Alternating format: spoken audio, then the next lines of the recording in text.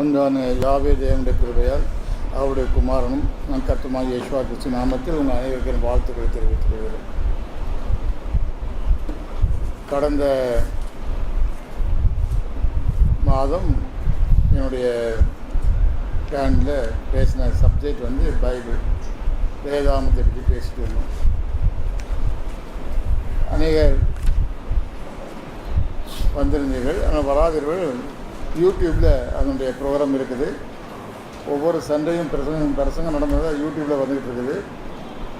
அதை நீங்கள் பார்த்து அதை ஃபாலோ பண்ணிக்கலாம்.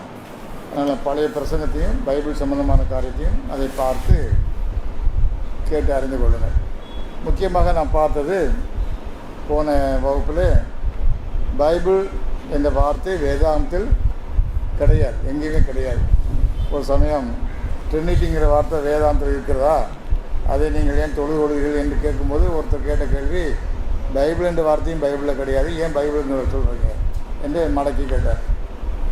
இப்படிப்பட்ட விதண்டவாதங்களுக்கு இது வழிவகுக்கிறதா இருக்கிறது. ஆனால் பிப்லியா என்ற வார்த்தையில் இருந்தால் எந்த வார்த்தை வந்தது? பைபிளுங்கிறது. பிப்லியாங்கிற வார்த்தை பைபிளில் இருக்குதா இல்லையா? இருக்குது. அது கிறிஸ்தோஸ்டம் சப்டிஜன் காரியத்தில் எழுதப்பட்ட காரியத்தில் அதை மென்ஷன் பண்ணிருக்கிறாரு. தானியேல் 9ஆம் அதிகாரம் 2ஆம் வசனத்தில் இந்த பிப்லியாங்கிற வார்த்தை இருக்கிறது. அந்த பதிலை போட்ட பின்பு அதற்கு பதில் வரவில்லை. இந்த பிப்லியாங்கிற வார்த்தை தான் அதாவது அது ப்ளூரல். பிப்லியா என்பது அது சிங்குலராக பைபிள் என்று லாட்டினில் வந்தது என்று பார்க்குறோம். சரி, ஆக பைபிள் என்பதற்கு வேதாகமத்திலே ஆரிஜினில் டைரெக்டாக இல்லாட்டா கூட ஒரு விதத்தில் அதுக்கு ஆதாரம் இருக்கத்தான் செய்கிறது.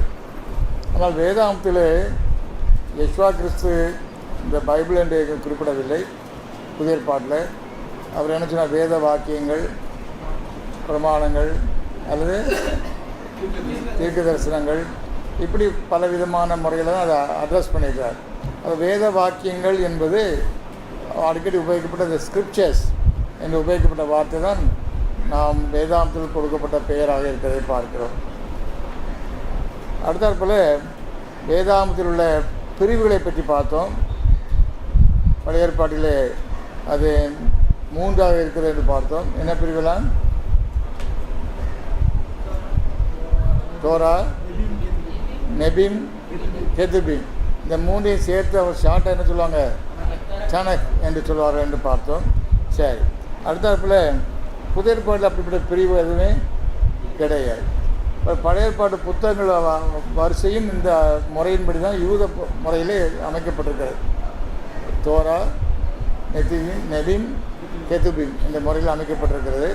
ஆனால் நம்முடைய ஆங்கில முறையின்படி அந்த அரேஞ்ச்மெண்ட்டில் மாறுதல் இருக்குது என்று பார்க்குறோம் இல்லையா? சரி, பிறகு அடுத்தது என்ன பார்த்தோம் என்றால் நியூ டெஸ்டமெண்ட், ஓல்ட் டெஸ்டமெண்ட். இந்த டெஸ்டமெண்ட் என்பது சரிதானா என்று பார்த்தோம். டெஸ்டமெண்ட் என்பது சரியா? அது எப்படி இருக்கணும்? இல்லை, மறந்துட்டீங்களா? டெஸ்டமெண்ட் என்பது உயில் அல்லது உடன்படிக்கை, பின்காலத்தில் உடன்படிக்கை என்ற கருத்தில் கொண்டு வரப்பட்டிருக்கிறது. அப்படி சொல்லப்போனால் பழைய உடன்படிக்கை, புதிய உடன்படிக்கை என்று சொன்னால் அது ஒத்து வராது. ஏனென்றால் பழைய ஏற்பாட்டில் உள்ள பழைய உடன்படிக்கையின் காரியங்கள் 1/3 தான் இருக்குது. மீதி 2/3 எதை தான் பற்றி பேசுது? புது உடன்படிக்கையும் சாரா உடன்படிக்கை. எப்பவுமே அரை வேக்காட மாதிரி பதில் சொல்லக்கூடாது, முழுமையாக உத்தரவு சொல்லணும். ஏன்னா அது என்ன சொல்வது? சாரா உடன்படிக்கை, கிரேஸ் உடன்படிக்கை, கிருபையின் உடன்படிக்கையும் புது உடன்படிக்கை சேர்த்து சொல்வது என்று பார்க்கிறேன். ஆக அப்படி சொன்னால் கூட அது பொருத்தமாக அமையாது. பழைய ஏற்பாட்டில் சொல்லப்பட்டிருக்க புதிய உடன்படிக்கை காரியங்கள் இன்னும் நிறைவேறாமல் இருக்கின்றன. சாரா உடன்படிக்கை காரியங்கள் நிறைவேறியிருக்கின்றன. சூசி யுகத்தில் தான் நிறைவேறியது, புதிய ஏற்பாட்டு காலத்தில் தான் நிறைவேறியது. ஆகையால் அதை பழைய உடன்படிக்கை புதிய உடன்படிக்கை பிரிப்பதும் சரியில்ல. அது எப்படி தான் பிரிக்கணும்? கிறிஸ்துக்கு முன்னான காரியங்கள், கிறிஸ்துக்கு பின்னான காரியங்கள் என்று தான் அதை பிரிக்க வேண்டும் என்று பார்த்தோம். சரி, அடுத்தாற் போல் OT/NT order books, new testament, old testament books order அவர்களுடைய முறையின்படி அமையவில்லை. நம்ம எப்படி அமைச்சிருக்கோம்? இங்கிலீஷ் முறையின்படி அவங்க வேறு லாஜிக்கில் அதை அரேஞ்ச் பண்ணியிருக்காங்க. அதுதான் நமக்கு இருக்கிறது. எந்த ஆர்டர் இருந்தாலும் பரவாயில்லை. மொத்த புத்தகம் எவ்வளோ தான்? 66 பழைய ஏற்பாடு கத்தோலிக்கர்கள் எத்தனை சேர்த்து வச்சுருக்காங்க கூட இன்னும் 14 புத்தகங்களை சேர்த்துருக்காரு. அது தள்ளுபடி ஆகமங்கள் என்று சொல்லி ஓரங்கட்டப்பட்டிருக்கு. இன்னும் ப்ராட்டஸ்டன்ட் கோயிலோட ஒரு கோயிலில் நான் பார்த்தேன். பொதுவாக கோயில்களில் கிறிஸ்தவ கோயிலில் 2 பாடம் வாசிப்பாங்க ஆராதனையில். அந்த ஆராதனை ஒன்று பழைய ஏற்பாடு பாடம், அடுத்தது புதிய ஏற்பாடு பாடம் படிப்பாங்க. ஆனால் அந்த கோயிலில் தள்ளுபடி ஆகமத்துலேருந்து ஒரு பாடம் வாசிப்பாங்க. அப்படி தள்ளுபடி ஆகமத்துக்கு ஒரு முக்கியத்துவம் கொடுத்து அது ப்ராட்டஸ்டன்ட் கோயிலில் இருக்கிறது பார்க்குறேன். ஆக அப்படிப்பட்ட காரியங்கள் அவசியம் இல்லை. நமக்கு முக்கியமான புத்தகங்கள் எத்தனை தான்? 66. அதுக்கு அடையாளமாக ஆசிரியர் கூடாரத்தில் மேஜை மேல் வைக்கப்பட்ட ஆகாரம் அப்பம் 6 6 ஆக 66 என்று தெரிகிறது. மேலும் ஆசிரியர் கூடார அமைப்பும் 66 பலகைகள் மரத்தாலான இழால் பலகை தூண் தாழ்பால் இவைகளால் உனக்கு மொத்தம் கூடினால் 66 தான். ஆகையால் அது 66 புத்தகம் தான் சரி என்று நாம் யோசிக்கிறோம். இப்போ ஏனோக்கூடிய புத்தகம் இருக்குது என்று சொல்லி அந்த புக்கு முக்கியமான புக்கு, அதையும் சேர்க்க வேண்டும். அதையும் நம்ம நிச்சயமாக அதை பரிசுத்தமான புத்தகமாக எடுத்துக்கொள்ள வேண்டும் என்று சொல்லி அதை படிக்கிற மக்களும் இருக்கிறார்கள். புக் ஆஃப் ஏனோக் அதுக்கு ஒரு கூட்டத்தார் இருக்கிறாங்க. ஆக அவரிடம் அது வந்து கேனானிக் கிடையாது. கேனானிக்குன்னு என்ன? பரிசுத்தமான, அதாவது தேவனால் அங்கீகரிக்கப்பட்ட புத்தகம் என்று சொல்வது கேனானிக். கேனானிக்காக இல்லை, 66 புத்தகம் தான் தேவனால் அங்கீகரிக்கப்பட்ட புத்தகம் என்று சொல்லி நாம் எடுக்கிறோம். ஆக இவ்வளவு காரியங்களையும் நாம் பார்த்தோம். மொத்தம் 7 காரியங்களை பார்த்தோம். இனிமேல் நாம் பார்க்க வேண்டியது அது என்ன மொழியில் எழுதப்பட்டது. எப்படி விவரமாக பார்க்கணுன்னா யூடியூப்பை பாருங்கள், பிரசங்கத்தை பாருங்கள், அது தெளிவாக சொல்லப்பட்டிருக்கிறது.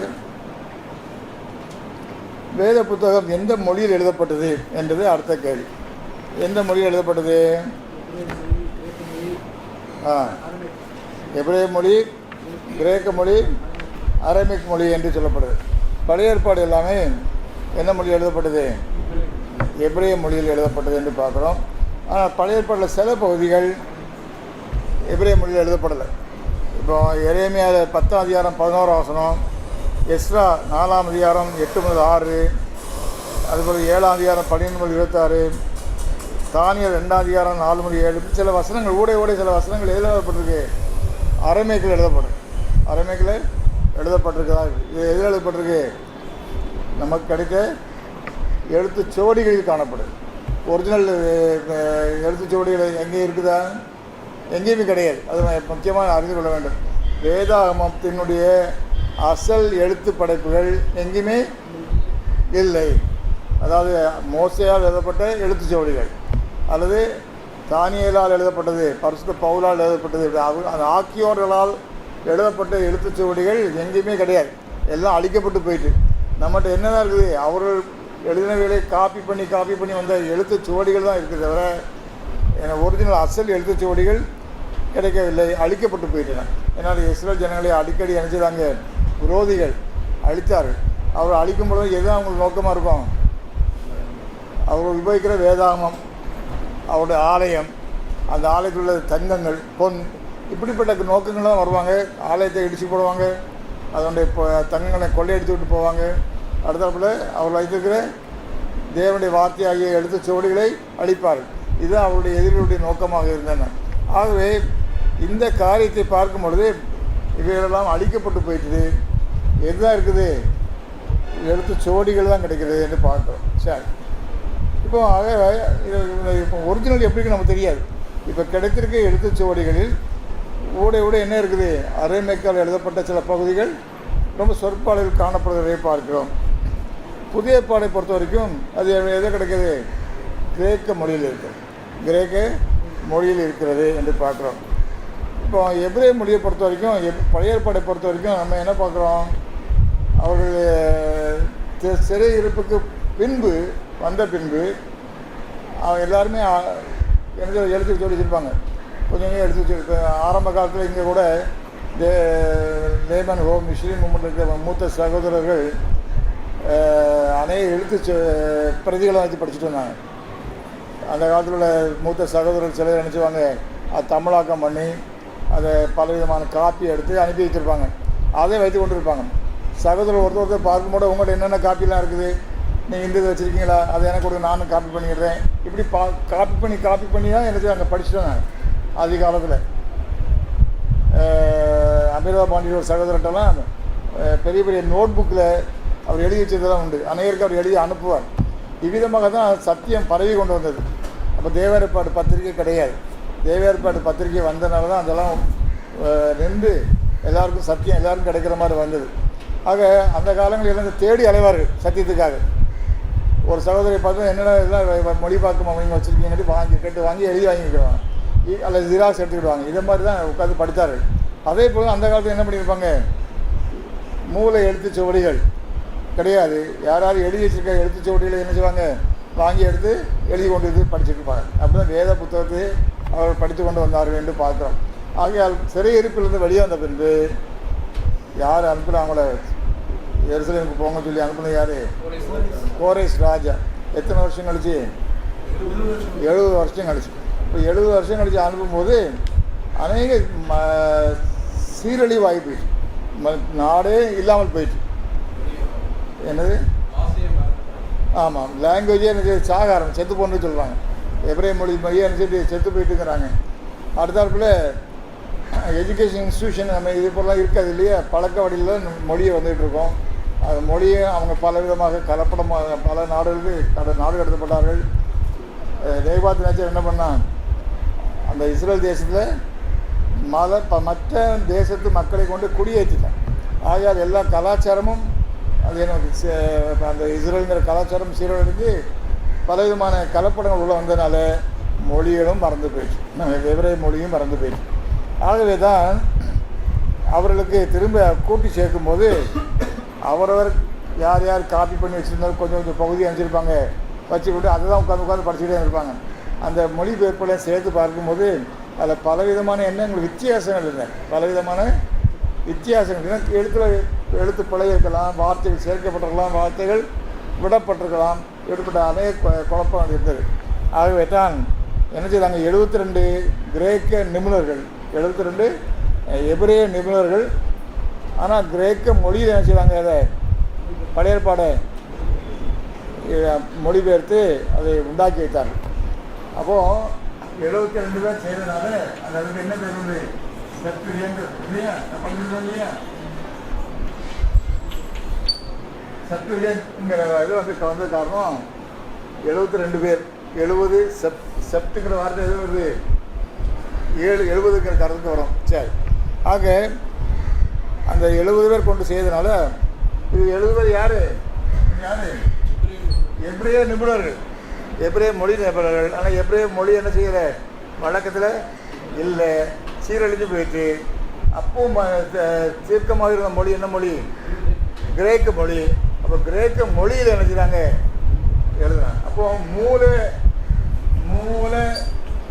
ஓட்டி வந்து எதுதான் இருக்குது, கிரேக்க மொழியில் தான் இருக்குது. அது எதாவது இருக்கணும், ஆக்சுவலாக எபிரேய மொழியில் இருக்கணும். அது எங்கே இருக்குது, இப்போ கிரேக்க மொழியில் இருக்குது. ஆனால் இந்த கிரேக்க மொழியில் நிறைய எபிரேய இடியம்ஸ் இருக்கும். இடியம்ஸ் என்ன,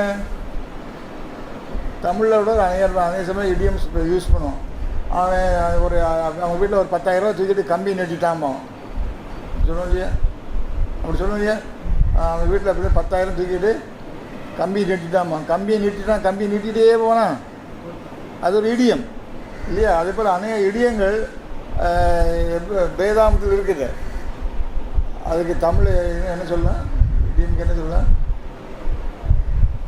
சொல் வழக்குப்படுகிற மரபு பேச்சு சொல்லலாமா. சரி, அந்த மாதிரி அநேக காரியங்கள் எபிரேய மொழியில் இருக்கின்றன. அந்த காரியங்களெல்லாம் கிரேக்க மொழிக்கு என்ன செய்யிருக்காங்க, கஷ்டப்பட்டு கொண்டு வந்திருக்காங்க. அவ்விதமாக அந்த மொழியாக்கம் பண்ணப்பட்டது என்று பார்க்குறோம். இந்த செப்டிஜென்ட் வந்து இதை ப்ரிப்பேர் பண்ண பிறகு என்ன பண்ணாங்க, எல்லாரும் வைத்திருந்த எழுத்துச்சோடியெல்லாம் கலெக்ட் பண்ணி என்ன செய்தாங்க, எரிச்சிட்டாங்க. ஏன்னா திரும்ப என்ன வரக்கூடாது, கன்ஃபியூஷன் வரக்கூடாது என்று சொல்லி இந்த வேதாந்தத்தை பற்றி சரித்திரம் ஏன் படிக்கிறோன்னா, வேதாந்தத்தை பற்றி எல்லோரும் என்ன செய்கிறாங்க, ரொம்ப எள்ளி நகையாடுறாங்க. அடுத்தாப்புல இது ஏன் ஒதுக்குனாங்க, அதை ஏன் சேர்க்கல, இது ஏன் அப்படி இருக்குது, வேதாந்தத்தை இப்படி சொல்லுது, நீங்கள் எப்படி எடுக்கிறீங்க, இல்லை அதில் இருக்குது இதில் இருக்குது, இப்படிலாம் கதை அடிச்சிட்டு இருக்காங்க. இதற்கு நமக்கு தெளிவாக தெரியணும்னா வேதாந்தம் என்றால் என்னங்கிறது நமக்கு தெளிவாக தெரிய வேண்டும். வேதாந்தத்தை மதிக்க தெரிய வேண்டும். சரி, இப்போ இஸ்ரேல் ஜனங்களை யூத ஜனங்களை பொறுத்த வரைக்கும் வேதாகமம் அவன் கையில் கொடுக்கப்பட்டது என்னது? அவங்க தேவன் கொடுக்கப்பட்ட பெரிய புண்ணியங்கிறார். ரோமர் தானே, ரோமர்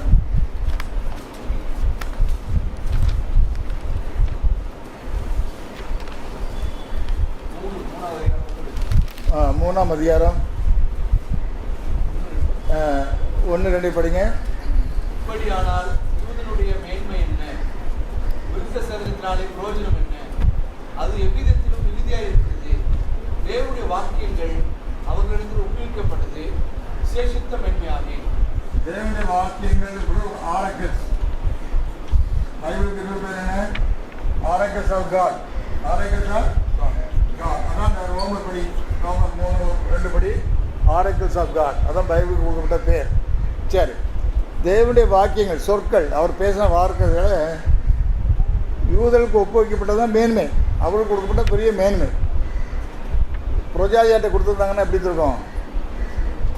குட்டிச்சோறு ஆகி, ஏற்கனவே புதிய ஏற்பாடை குட்டிச்சோறு ஆக்கிட்டாங்க இல்லையா? பாப்பு மார்க்கம் வந்ததுலேருந்து ஈவன் இப்போவும் இப்போ நாங்கள் ரொம்ப பரிசுத்தாவின் அபிஷேகம் பெற்றுக்கொண்டு சொல்கிறவங்க கூட முதற்கொண்டு வேதத்தை என்ன செய்கிறாங்க? சீரழிச்சிக்கிட்டு இருக்காங்க. என்ன சீரழிச்சிக்கிட்டு இருக்காங்க? ஆகவே புரஜாதியாரால் நிச்சயமாக என்ன செய்ய முடியாது? தேவனுடைய வாக்கியங்களை, சொற்களை, தேவன் பேசின சொற்கள் என்று சொன்னாலே அவங்களுக்கு புரியது கிடையாது. இதை வளைக்கலாம், இதை நம்ம இஷ்டப்படி மியூசிக் போடலாம். Old fiddle, any fool can play any tune சொல்லி சொல்கிறாங்க இல்லையா? Bible is old fiddle, any fool can play any tune, அது மாதிரி தான் உபயோகிக்கிறாங்க. ஆனால் அப்படி அல்ல. இது என்னது? லா. இது என்ன செய்யக்கூடாது? நம்ம வளைக்கக்கூடாது. இது சொன்னது லானா லா தான். ஒரு மேத்தமெட்டிக்ஸ் ப்ராப்ளம் போடுறோன்னா எக்ஸாமில் கொடுக்கப்பட்ட ஒரு கணக்கு இருக்குது. அந்த கணக்கில் கொடுக்க டேட்டா எதையும் மாற்றுவோமா? ஒன்றும் மாற்ற மாட்டோம், அதை அப்படியே எடுத்துக்கிடுவோம். வேறு ப்ராப்ளம் ஒர்க் அவுட் பண்ணணும். அதே போல் தான் இதை கொடுக்க டேட்டாவை அப்படியே எடுக்கணும். இந்த டேட்டா நம்ம இஷ்டப்படி என்ன செய்யக்கூடாது?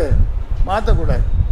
தேவன் தம்முடைய ஒரே பேரான குமாரனை தந்தருளினா குமாரனை தந்தருளி தான், இல்லை தேவனே வந்தார் என்று சொல்கிறதுக்கு நமக்கு என்ன உரிமை இருக்குது? டேட்டா என்னது? கிவன் டேட்டா என்ன? குமாரனை தந்தருளினார். ஆக எவ்வளோ படித்த மேதைகள் கூட அதை என்ன செய்கிறாங்க? படிக்கும்போது தேவன் தம்முடைய ஒரே பேரான குமாரனை தந்தருள சொல்லி தலை தூக்கிட்டு தேவன் நமக்காக மனுஷனானார்னு பேசுகிற பெரிய பெரிய ஞானிகளும் இருக்காங்க, உலக ஞானிகள். வேதாகமத்தை நினச்சக்கூடாது, வளைக்கக்கூடாது, அது டேட்டாவை மாற்றக்கூடாது, அதை அப்படியே எடுக்கணும். அதான் தேவன் பேசின வார்த்தை, ஆரக்கல்ஸ், தேவன் சொன்னது அப்படியே இருக்கிறது இல்லையா? யாரும் செத்து போகும்போது கடைசியில் உங்கள் அப்பா என்ன சொல்லி இப்போ செத்து போனாருன்னா அவர் என்ன சொன்னார், என்ன வார்த்தை சொன்னார், இப்படி நம்ம ஸ்ட்ரிக்டாக பிடிப்பாங்க இல்லையா? ஏன் ப்ரிசைஸாக என்ன சொன்னார் கவனிக்கிறக்காய். அதே போல் இது தேவன் சொன்ன வார்த்தைகள் நான் நினச்சக்கூடாது, இஷ்டம் போல் மாற்றக்கூடாது. அதை இஷ்டம் போல் மாற்றாமல் அதை அப்படியே காக்கணும்னா யாரால தான் முடியாது? இஸ்ரேல் ஜனங்களால் முடியும். யூதர்கள் அவங்க தங்கள் உயிரை கூட கொடுப்பாங்க அதை பெசக விடாமல் பாதுகாக்கிறதுக்கு. ஆனால் நம்ம அப்படியே இல்லை, ஜென்டல்ஸ் அப்படியே இல்லை, புரஜாதியர் அப்படியே இல்லை. தேவன் அதனால என்ன செய்தார்? அந்த பொறுப்பை அவர்கள்ட்ட கொடுத்தாரு. பொறுப்பை அவர்கள் பொறுப்பாக செய்து திரும்ப என்ன பண்ணாங்க? செப்டிஜென்ட்டை எபிரேய மொழிக்கு மாற்றினாங்க. அது திரும்பவும் எபிரேய நிபுணர்கள் சிலர் சேர்ந்து அதை செய்தார்கள். அது எப்போ செய்தாங்க? 400ஆம் நூற்றாண்டு பிறகு செய்தாங்க. 4ஆம் நூற்றாண்டு பிறகு தான் செய்தார். 400ஆம் நூற்றாண்டு பிறகு தான் அது செய்தார். 4ஆம் நூற்றாண்டு பிறகு அது செய்தார்கள் என்று பார்க்கணும். ஏடி. சரி, ஆக கிரேக்க மொழியில் பழைய ஏற்பாடு புதிய ஏற்பாடு எல்லா புக்கும் எழுதப்பட்டது. பழைய ஏற்பாடும் அது எபிரேய மொழியில் எழுதப்பட்டிருந்தால் கூட கடைசியாக மூல யெசுவா கிறிஸ்து வந்திருக்கும்போது அவங்க உபயோகித்த வேத புத்தகம் எல்லாம் இருந்தது, கிரேக்க மொழி தான் இருந்தது. இந்த செப்டிஜென்ட் தான் யார் உபயோகித்த வேதாகமம்? யெசுவா கிறிஸ்து வந்திருக்கும்போது வேதாகமம் பழைய ஏற்பாடு மட்டும்தான். அப்போ புதிய ஏற்பாடு எழுதப்படலை. அப்போ அந்த வேதாகமம் எதில் தான் இருந்தது? கிரேக்க மொழியில் தான் இருந்தது. ஆனாலும் அது ரொம்ப பெர்ஃபெக்டாக இருக்குன்னு சொல்ல முடியாது.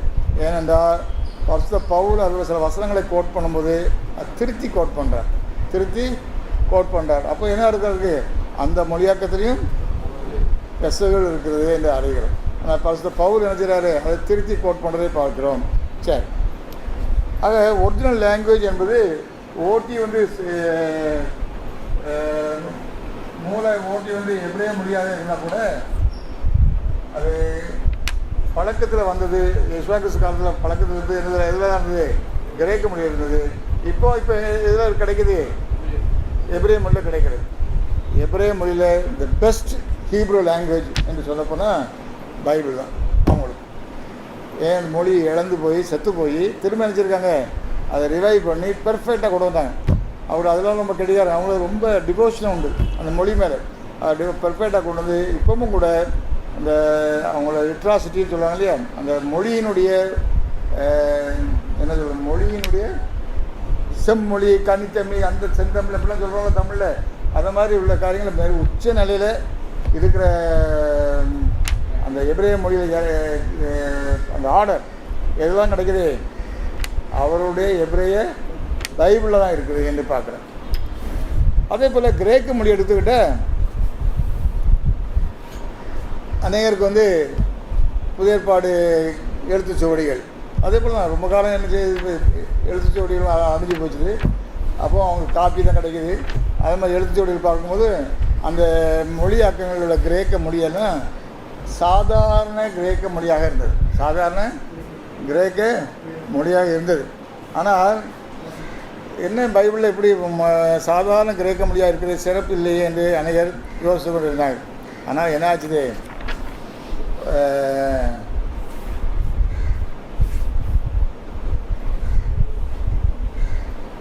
எந்த இடம் மறந்து அந்த இடத்துல இப்போ எழுத்துச்சுவடிகள் நிறைய கிடச்சிது.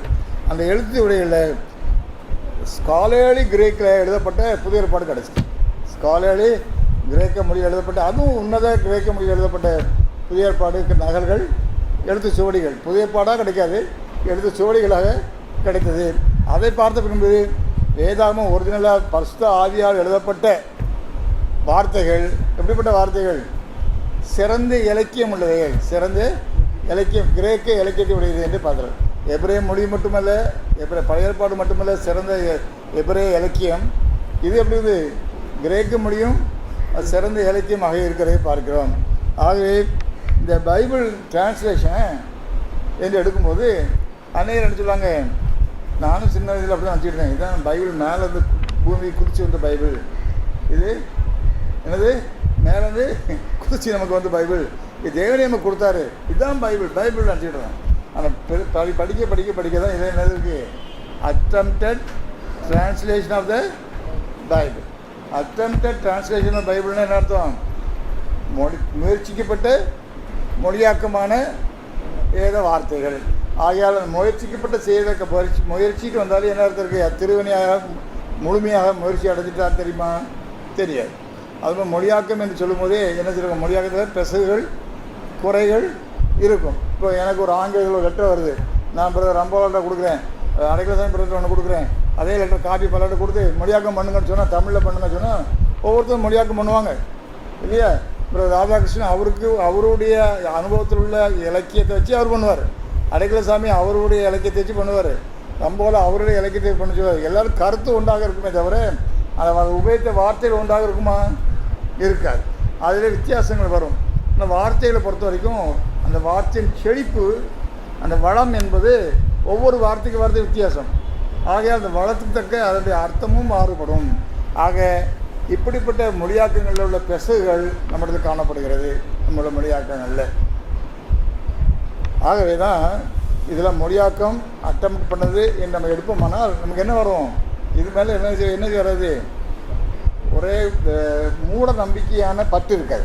மூட நம்பிக்கையான பற்று இருக்கணும், ஆனால் என்ன இருக்காது?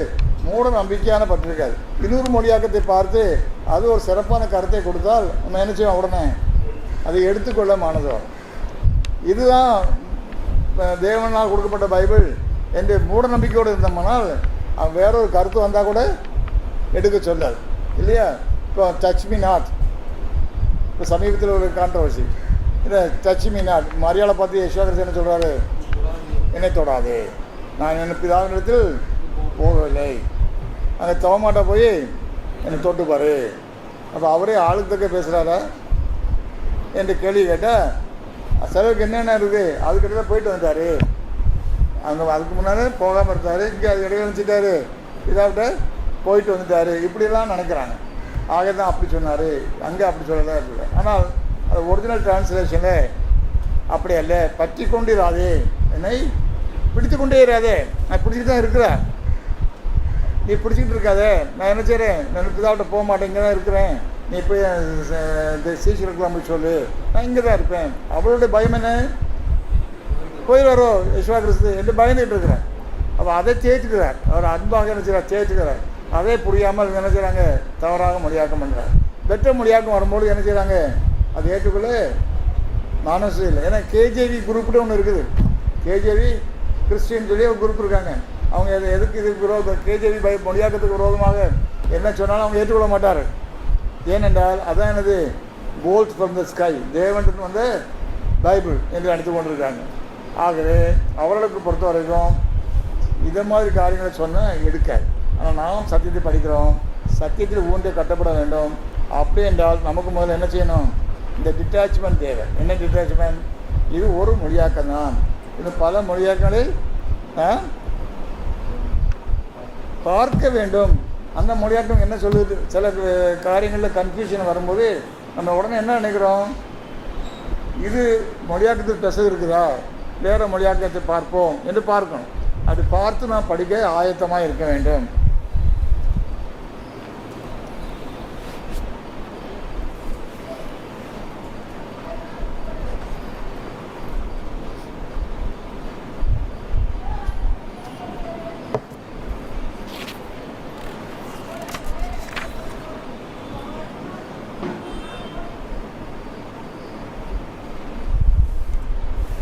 மேலும் இந்த மொழியாக்கம் பண்ணுவதற்கு மெசோரேட்ஸ் கூட்டாங்க.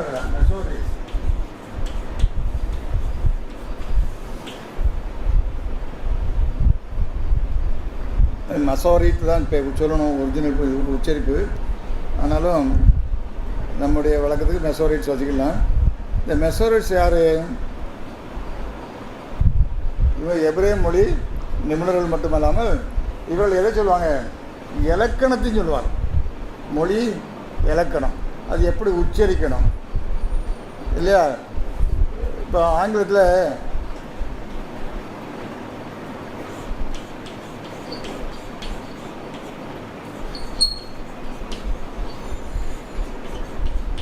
இந்த வார்த்தையெல்லாம் சின்ன ப்ளூரல், ப்ளூரல் ஏன்னா ஃபிஷர்ஸ் சொல்லக்கூடாது, வாட்டர்ஸ் சொல்லக்கூடாது, பீப்புள் சொல்லக்கூடாது. சொல்லலாம், அதுக்கு சில இடங்களில் சொல்லலாம், ஆனால் சாதாரணமாக சிங்குலர் பீப்புள்ன்றதே கரெக்டிவ் ப்ளூரல் தான்.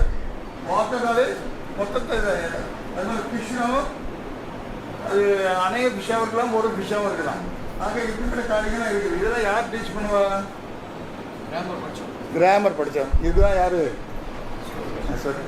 அது மட்டும் இல்லை, உச்சரிப்பு எப்படி உச்சரிக்கணும் அதை சொல்கிறது. இப்போ வந்து நமக்கு அநேக கிரேக்க வார்த்தைகளை பழைய காலத்தில் ஜான்சன் எழுதின புக்கு, ரசல் எழுதின புக்கை படிக்கும்போது அது எப்படி உச்சரிக்கணும்னு தெரியாது.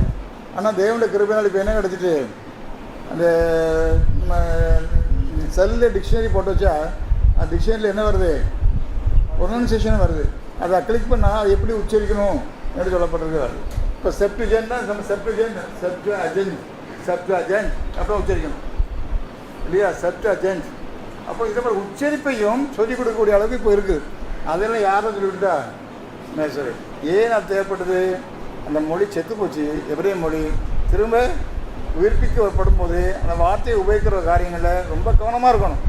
ஏனென்றால் அது யாருடைய சொற்கள், அதெல்லாம் தேவனுடைய சொற்கள். அந்த தேவனுடைய சொற்களை வந்து என்ன செய்யணும், ரொம்ப கவனமாக கையாள வேண்டும். இவர்கள் அது பொறுப்பை எடுத்து செய்வார்கள். இப்போ வேதாந்தத்தில் உள்ள காரியங்கள் எல்லாம் இருக்கும், இந்த மொழியாக்கங்கள் காரியங்கள் எல்லாத்துலேயுமே அவங்க ரொம்ப பொறுப்பெடுத்து செய்தாங்கன்னு பார்க்குறோம். ஆகையால் நமக்கு கிடைக்கப்பட்ட காரியங்கள் மிகவும் கவனமாக நேர்த்தியாக நமக்கு கொடுக்கப்பட்டு ஆயத்தப்படுத்த அநேகருடைய பிரயாசங்களால் என்ன செய்யப்பட்டிருக்கு. அவன் சில இதெல்லாம் நூற்றுக்கணக்காக ஒர்க் பண்ணியிருக்கான், நூற்றுக்கணக்கான வருடங்களாக ஒர்க் பண்ணியிருக்கான். 100 வருடமாக அவன் மைண்டை செலுத்தி கூட்டமாக இருந்து ஒர்க் பண்ணி அந்த முடிவை கொண்டு வந்திருக்காங்க. இப்போ ஃபார் எக்ஸாம்பிள் பிஷப் பைபிள் அந்த காலத்தில் இருந்தது. அதுக்கு வந்து பிஷப், அதாவது எத்தனை 6 பிஷப்பு 8 பிஷப் இருந்து செய்யிருக்காங்க. அதாவது பேர் பிஷப் பைபிள். அது 6 வால்யூமாக இருந்து சொல்கிறாங்க. பைபிளை தூக்கிட்டு போனாலே என்ன இருக்கணும், 6 வால்யூமை தூக்கிட்டு போயிருக்காங்க. அதை கடைசியாக கிங் ஜேம்ஸ் வெர்ஷன் சின்ன இதாக கொண்டுட்டாங்க இல்லையா.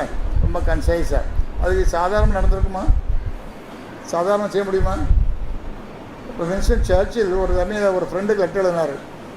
பக்கமாக லெட்டர் எழுதிட்டு, சாரி பிரதர், இப்போ sorry my friend, I don't have time to right A brief letter. என்ன சொன்னார்? சுருக்கமாக எழுதுறதுக்கு எனக்கு டைம் இல்லை. அப்போ என்ன அர்த்தம்? நம்ம என்ன நினைப்போம்? நிறைய பக்கம் எழுதுனா நிறைய நேரம் ஆகும்னு நினைக்கிறோம். அப்படியே இல்லை. பக்கமாக கொட்டி எழுதுறதுக்கு இப்போ நம்ம நேரத்தை செலவழிச்சிடலாம். சுருக்கமாக ஆக்கணும்னா என்ன முடியாது, அது ரொம்ப நேரத்தை செலவழிக்கும். அது ரொம்ப ப்ரிசைஸாக சொல்கிறது. அப்போது கிங் ஜேம்ஸ் வேர்ஷன் ப்ரிசைஸாக வந்திருக்கு சொன்னால் அது நிச்சயமாக எப்படி இருக்கும்? பயங்கர வேலையில் நடந்திருக்கிட்ட அர்த்தம் இல்லையா?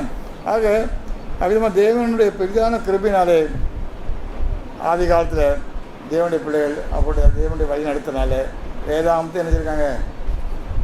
ரொம்ப ரத்தின சுருக்கமாக அதை கொண்டு வந்திருக்காங்க, அருமையாக கொண்டு வந்திருக்காங்க. ஆகையால் இந்த வேதம் நமக்கு ரொம்ப எளிதாக கிடைக்கவில்லை. கஷ்டத்தோட பல பிரச்சனைகள் மத்தியில் கிடைச்சிருக்கு. அதில் முக்கியமாக மேனுஸ்கிரிப்ட் வந்து எது முக்கியமான மேனுஸ்கிரிப்டு?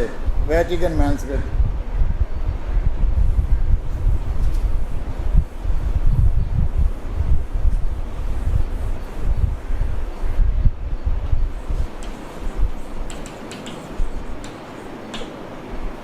Vatican manuscript. இந்த வேட்டிக்கன் மேனுஸ்கிரிப்ட் வந்து முக்கியமான ஒரு மேனுஸ்கிரிப்ட். அடுத்தது என்னது? சினைட்டிக்.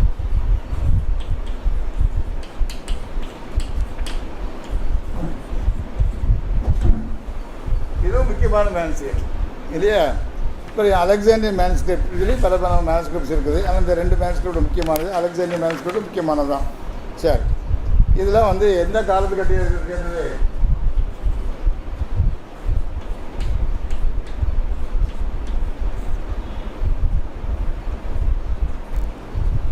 அப்போ 4ஆம் நூற்றாண்டு என்ன இந்த மேனுஸ்கிரிப்ட்லாம் அப்போ கிடச்சிருக்கு. என்ன தினத்துக்கு தூக்கு வருதான், வயசு வருஷம் பண்ணிக்க வேணாம். 4ஆம் நூற்றாண்டு மேனுஸ்கிரிப்ட் கிடச்சிட்டு. ஆனால் கிங் ஜேம்ஸ் வேர்ஷன் மொழியாக்கம் பண்ணும்போது எத்தனை மேனுஸ்கிரிப்ட் இருந்ததா சொல்லுங்க? அடிக்கடி தேவர் படம் சொல்லியிருக்கோம். 8 மேனுஸ்கிரிப்ட் இருந்தது. 8 மேனுஸ்கிரிப்ட்லேயும் சில கம்ப்ளீட் கிடையாதுங்களா? 8 மேனுஸ்கிரிப்ட் சொன்னோன்னே பைபிள் முழுதும் அதில் இருந்துட்டு அர்த்தம் இல்லை. ஒரு மேனுஸ்கிரிப்டில் என்ன இருக்கும்? 4 மட்டும் இருக்கலாம். இன்னொரு மேனுஸ்கிரிப்டில் ஆதியாமந்து, யாத்திராம, எழுதுறாம ஒரு 5 புக்கு இருக்கலாம். இப்படி ஒன்று விட்டு இருக்கலாம். சிலதில் மத்தியும் இருக்கும், சில அதிகாரம் வரைக்கும் தான் இருக்கும். அது கூட அது இருக்காது. ஏன்னா இதெல்லாம் காப்பி எடுத்து எழுதுனது தானே, எல்லாத்தையும் எல்லாம் ஒன்று போல் எல்லாமே இருந்திருக்காது. இப்படிப்பட்ட பிட்பிட்டாக இருக்கிற மேனுஸ்கிரிப்ட். இதுவும் எப்போ உள்ள காலத்துள்ளது? 10th century manuscript. இதை வச்சு தான் என்ன செய்தாங்க? யார் செய்தா? என்ன செய்தாங்க? கிங் ஜேம்ஸ் வேர்ஷன் செய்கிறாங்க. கிங் ஜேம்ஸ் வேர்ஷன் அப்போ மிகவும் கஷ்டப்பட்டு செய்யணும் இல்லையா? ரொம்ப கஷ்டப்பட்டு ரொம்ப எஃபர்ட் எடுத்து செய்யிருக்காங்க. சரி, அதுக்கு முன்னாலே நிறைய பைபிள் இருந்தது. அவங்களும் இதை வச்சு தான் கஷ்டப்பட்டு செய்திருப்பாங்க. ஆனால் இப்போது தேவனுடைய கிருபையினால அகல் ஆராய்ச்சி தோண்டி எடுக்கிறதுனால நமக்கு இப்போ எத்தனை மேனுஸ்கிரிப்ட் இருக்கலாம்? எவ்வளோங்க? more than 4,000 manuscript. அதில் இந்த மேனுஸ்கிரிப்ட் அடங்கும். வேட்டிக்கனில் விட முழுமையாக இல்லை. ஆனால் எது முழுமையாக இருக்குது? சினைட்டிக் முழு பைபிள். சினைட்டிக் முழு பைபிள். ஆனால் இது என்ன மொழியில் இருக்குது? சீரியா மொழி. சீரியா மொழி என்ன சினைட். இது வந்து முழுமையான பைபிளாக இருக்குது. இப்போது இந்த மேனுஸ்கிரிப்டுக்கு இந்த மேனுஸ்கிரிப்ட் என்ன வித்தியாசம் இருக்கும்? எதில் பிழைகள் இருக்கும் அதிகம், எது பிழைகள் குறையாக இருக்கும்? இதில் பிழைகள் ஜாஸ்தியாக இருக்கும். ஏன்? காப்பி பண்ணி எழுதும்போது கூட்டி குறைச்சி எழுதப்பட்டு வந்துருக்கும். அப்போ இதில் கிடச்சிட்டு சொன்ன உடனே இப்போ பைபிளில் உள்ள கான்ட்ரவர்சி வசனங்கள்லாம் என்ன செய்வாங்க, இதில் இருக்குதான்னு தேடுவாங்க. உதாரணமாக 1 யோவான் 5:7, 1 யோவான் பரவத்தை சாட்சியிட யாரெல்லாம் பிதா குமாரன் பரிசுத்தாவி அதானே எல்லாம் இடிச்சிக்கிட்டு இருக்கு. அது இருக்காது பார்த்தா இது இருக்குது, இதில் இல்லை. ஆமாம் ஆமாம் இல்லை. இன்னும் இயேசு கிறிஸ்து மறித்த உடனே கல்லறைகள் திறந்தனாம், அநேகர் நினைச்சாங்களாம் உயிரோட வந்துட்டாங்களாம் இல்லையா, பரிசுத்தவான்கள் உயிரோட வந்தாங்க, எழுதப்பட்டிருக்கு, காணப்பட்டார்கள். அப்புறம் அவங்க எங்கே போனாங்க, திருப்பி கல்லறைகளை படுத்திட்டாங்களா போய், அதுவும் தெரியல. இப்படிப்பட்ட சில வசனங்களெல்லாம் இந்த வேத ஆராய்ச்சியாளருக்கு இடிச்சிக்கிட்டு இருந்தது. அது என்ன ஆகிப்போச்சு, தேடி பார்க்கும்போது அந்த வசனங்கள்லாம் இல்லையான்னு தெரியுது. இன்னும் வசனங்களை மொழியாக்கும் போது கிங் ஜேம்ஸ் வெர்ஷனில் சில பெசகு பண்ணியிருக்காங்க. அது இப்போ யோவான் 5:29 என்ன சொல்லப்பட்டிருக்காங்க, மற்றவர்கள் ஆக்கினி அடையும்படி எழுந்திருப்பார்கள், ஆக்கினி அடையும்படி டேம்னேஷன் என்று எழுதிட்டாங்க. ஆனால் அது இதை மொழியாக்கத்தை பார்க்கும்போது என்ன பண்ணுறது, ரிசரக்ஷனால் ஜட்ஜ்மெண்ட், நியாய தீர்ப்புக்காக எழுந்து வருவார்கள். இப்போ நியாய தீர்ப்பு என்ன, டேம்னேஷன் எல்லாம் ஒன்று தானே. எந்த கருத்தை ஏற்கனவே விதைச்சி விட்டதுனால அவங்க என்ன செய்கிறாங்க, அந்த மாதிரி வார்த்தைகளை உபயோகிக்கிறாங்க. அப்போ தப்பாக தெரியாது. இப்போ சாதாரண கிறிஸ்தவங்கிட்ட போய் டேமினேஷன் இருக்குது ஆனால் ஒரிஜினலில் ஜட்ஜ்மெண்ட் சொன்னால் எத்தனை கிறிஸ்தவனுக்கு அது புரியும்? அது என்ன இருக்குது, ஜட்ஜ்மெண்ட்டும் நியாயத்திற்கு அடைஞ்சு ஆக்கினி அடைய போகிறாங்க. இது ஆக்கினி அடைவான்னு டைரெக்டாக சொல்லிவிட்டு அதில் என்ன தப்பு இருக்குது எனக்கு சொல்லாமல் சொல்ல மாட்டாங்களா, சொல்ல மாட்டாங்களா, சொல்லலாம். அப்படின்டா ஜட்ஜ்மெண்ட்டுக்கு என்ன அர்த்தம் தெரியணும் இல்லையா. ஜட்ஜ்மெண்ட்டுக்கு என்ன டெஃபினிஷன் வார்த்தை, பைபிளே டெஃபினிஷன் கொடுக்கப்பட்டிருக்கு இல்லையா. நம்ம ரூலு என்ன ரூலு, உம்முடைய வெளிச்சத்தை காண்கிறோம், அதான் லா. நம்ம பைபிள் எப்படி படிக்கணும், பைபிளுக்குள்ளே வெளிச்சம் இருக்குது, அந்த வெளிச்சத்தை கொண்டே எழுதிக்கணும். டார்ச் லைட் அடித்து படிக்கணும், வேறு லைட்டை கொண்டு வரக்கூடாது. பைபிள் என்ன சொல்லுது, உம்முடைய வெளிச்சத்தை காண்கிறோம். சங்கீதம் 36:9, சங்கீதம் 36:9. இப்போ உம்முடைய வெளிச்சத்தை காண்கிறோம் சொல்லும்போது வேதாமி ஜட்ஜ்மெண்ட் பற்றி வேதாமி என்ன சொல்லுது, அந்த வெளிச்சத்தை கொண்டே பார்க்கணும். நம்ம உலக பிரகாரமான நம்முடைய நோஷன்ஸ், ப்ரிஜுடிஸ் இதெல்லாம் என்னது, நம்மளை தப்பெண்ணம் சாய்வு, நம்ம தவறான ஒரு கருத்தை வச்சுருப்போம், அந்த கருத்தை கொண்டே படிக்கக்கூடாது. பைபிள் என்ன சொல்லுது டெஃபினிஷன், உம்முடைய வெளிச்சத்தை காண்கிறபடி பார்க்கணும். ஏசாயா 26:9 என்ன சொல்லுது, ஏசாயா 26:9 இப்படி நியாய தீர்ப்புகள் பூமியில் நடக்கும் பொழுது பூச்சி கருத்து கடிகள் நீதி கற்றுக்கொள்வார்கள். ஏசாயா 2:4 அவர் தெல்லாம் நியாய தீர்க்கும்போது தெல்லான ஜனங்களை கடிந்து கொள்வார். அப்போ அவர் நினச்சிவாங்க தங்கள் பட்டயங்களை மண்வெட்டிகளாகும். இது சொல்லப்பட்டிருக்கு இல்லையா, மனம் திரும்புறத போடுறது. அப்போது நியாய தீர்ப்பு காரியம் சிக்ஷிக்கப்பட்டு அவள் நீதியை கற்றுக்கொள்கிற காலம். அந்த டெஃபினிஷனை படிச்சிருந்தோன்னா யோவான் 5:29 படிக்கும்போது மற்றவர்கள் நியாயத்திற்படியும்படி எழுந்து வர படிக்கும்போது எப்படி இருக்காது, நமக்கு சந்தோஷமாக இருக்கும். அவங்க எதுக்கு வர போகிறாங்க, ட்ரைனிங் எடுக்க வர போகிறாங்க. மக்கள் எல்லாரும் ஆதாமுக்குள் மறிக்கிற எல்லாரும் கிறிஸ்துவுக்குள் உயிர்ப்பிக்கப்படுவார்கள். எதுக்காக, நியாயத்தீர்ப்பு அடைவதற்காக, நீதியை கற்றுக்கொள்வதற்காக. அந்த பாசிட்டிவ் கான்செப்டை கொண்டு வரும்போது அந்த அர்த்தம் வேறு. யோவான் 5:29 சொல்லப்படுற அர்த்தம் டேமினேஷன் சொல்வது தவறான கருத்து என்று பார்க்குறோம். இப்படிப்பட்ட கருத்துக்களை தான் நம்ம இப்படிப்பட்ட படையை எடுத்துட்டு வரும்பொழுது நம்ம என்ன சொல்கிறோம், அப்டேட் பண்ணுறோம், ரிவைஸ் பண்ணுறோம். இப்போ அந்த படையை எடுத்துட்டு அடிப்படையில் புதிய மொழியாக்கங்களுக்கும் வருகிறது. அந்த மொழியாக்கங்கள் அவசியம் இல்லையா, இல்லை கிங் ஜேம்ஸ் தான் பரவதுன்னு வந்தது என்று சொல்லக்கூடிய அளவுக்கு ஆகிப்போச்சு. ஏன் தெரியுமா, கிங் ஜேம்ஸ் என்ன பண்ணிட்டாங்க, அது பேர் என்ன, ஆத்தரைஸ்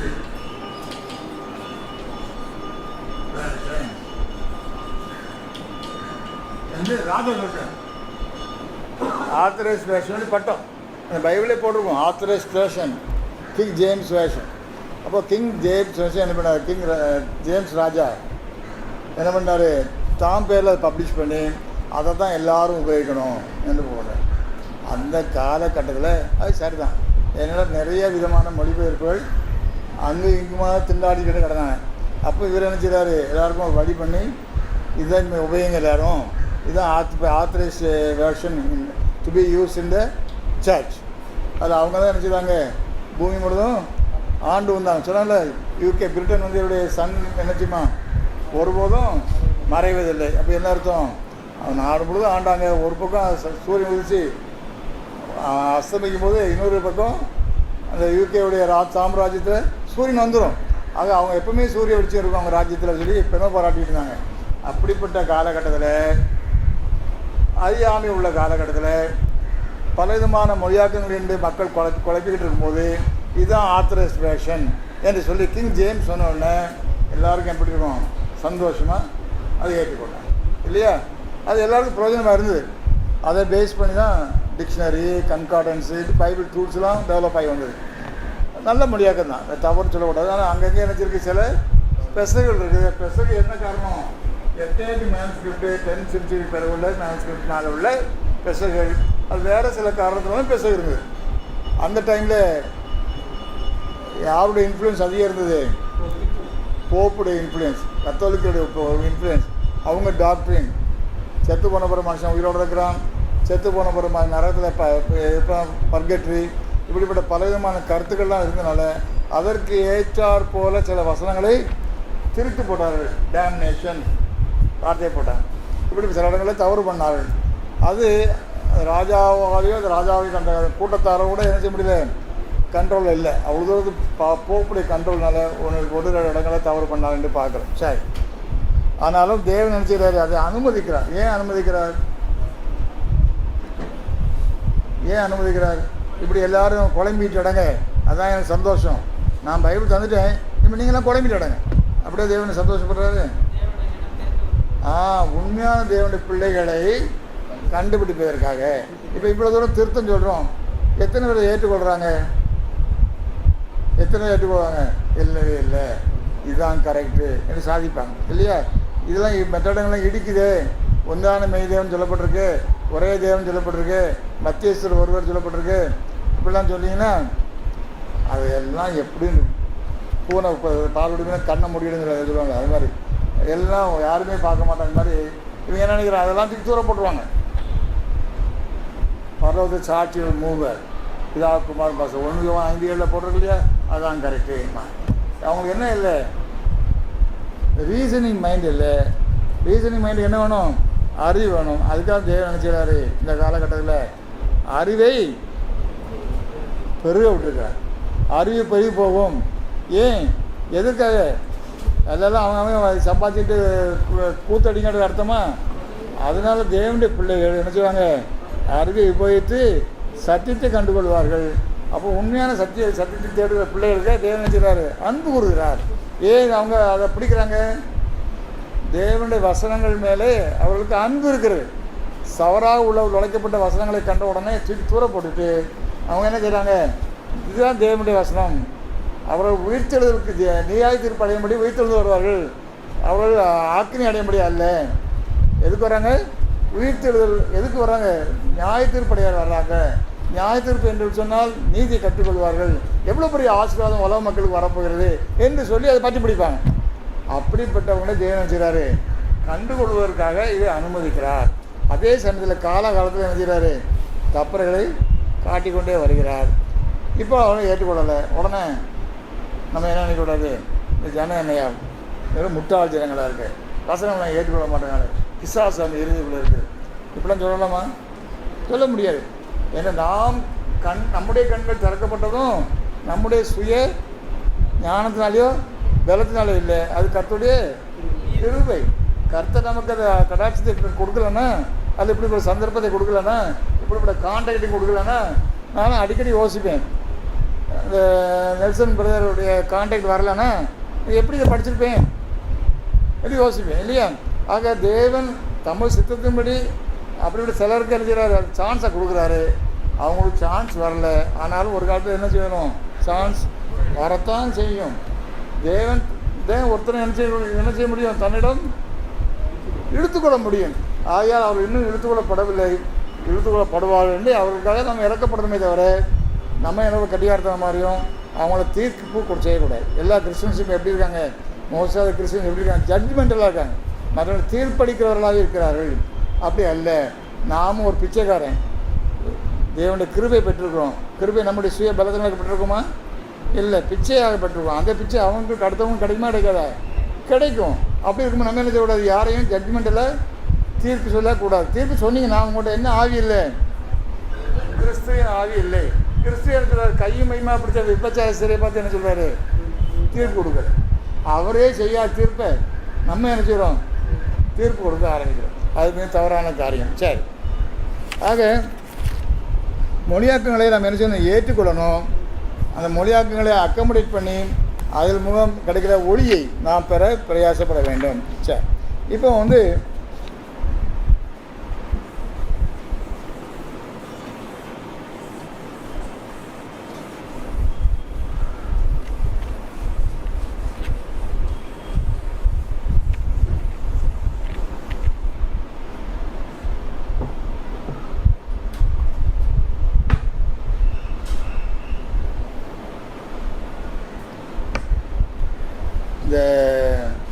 பைபிள் எழுதப்பட்டது தோல் சுருள் எழுதப்பட்டு சொல்கிறோம் இல்லையா?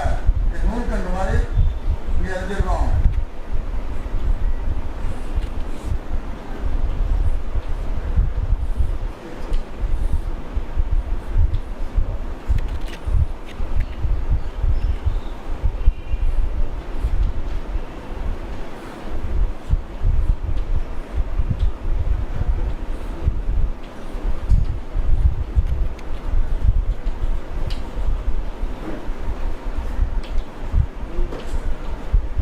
இந்த மாதிரி உங்களை நூல்கட்டு மாதிரி ரெண்டு பக்கமும் ஃப்ளாஞ்சஸ் இருக்குது. அதுக்கு புக் எண்டு பேர், புக் எண்டு. இது கூட தோல் சுருள் எடுத்துருக்காங்க, சுட்டி இருக்காங்க. இது ஒரு பக்கம் பிரிச்சுட்டே இருந்தால் ஒரு பக்கம் சொல்லிட்டே ஆகணும். இந்த மேல வசனங்களுக்கு எழுதப்படும்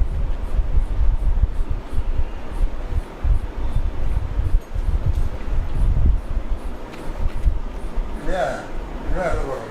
அப்போ இதை தோல் சுருளை பிரித்து படித்தாங்கன்னா யூஸ்வலாக இப்படி திறந்து பார்க்குற மாதிரி நம்ம ஒரு எண்ணங்கள் இருக்கும். அப்படியே இல்லை, இதை மாதிரி இருந்திருக்கு பார்க்குறோம். அதுவும் எப்படி எழுதப்பட்டது, சில யூனிக்கல்ஸாக எழுதப்படும். யூனிக்கல்ஸ் என்ன, கேபிட்டல் லெட்டர், கேபிட்டல்லே எழுதுறது.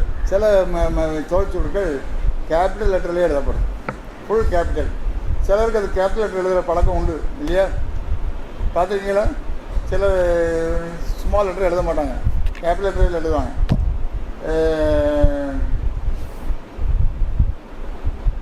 அடுத்தது கர்சிவ்ஸ். இப்படியும் சில தோல் சுருட்கள் இருக்குது. அது ஸ்மால் லெட்டர்ஸ் எழுதப்படும், கர்சிவ்ஸ் இல்லையா? அடுத்தப்ப எபிரேய மொழி எப்படி படிக்கணும், ரைட்லேருந்து லெஃப்டில் படிக்கணும். அப்படி எழுதப்பட்டிருக்கும். நம்மலாம் லெஃப்ட்லேருந்து ரைட்டில் படித்து வாசித்து பழக்கம், ரைட்லேருந்து லெஃப்டில் படிக்கணும். ஆக இங்கேருந்து இப்படி படிச்சிடணும், இப்படியே படிச்சிடணும். அடுத்தப்ப எழுதப்பட்ட முறை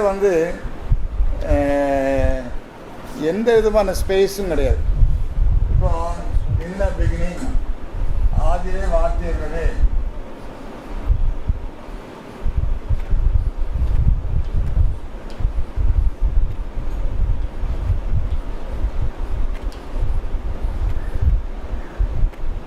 என்ன பிகினிங், there was.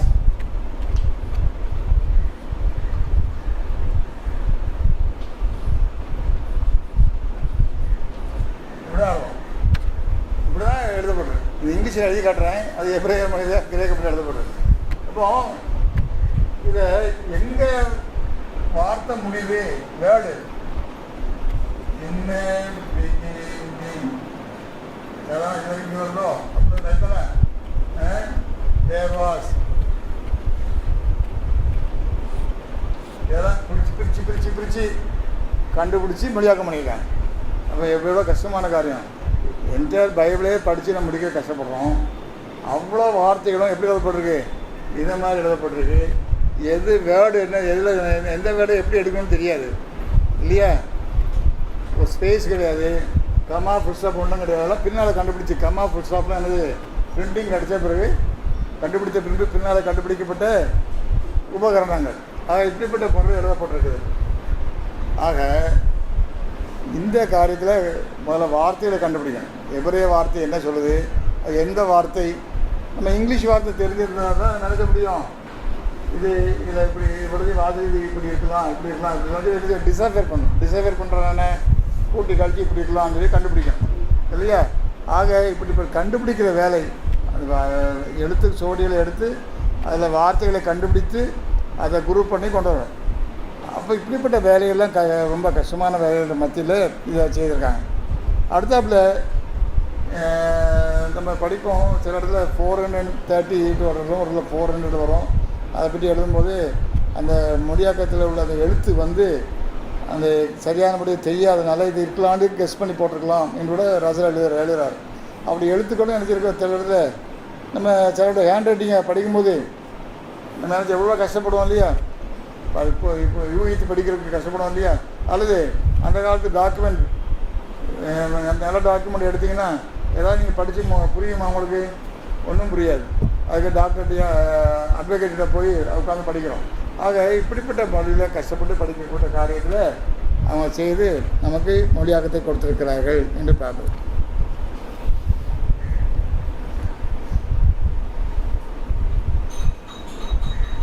இதன் மத்தியில் இவ்வளோ கஷ்டப்பட்டு அந்த பைபிளை அறிஞ்சிருக்காங்க, தூய்மையாக நமக்கு ஆக்கி கொடுத்துருக்காங்க.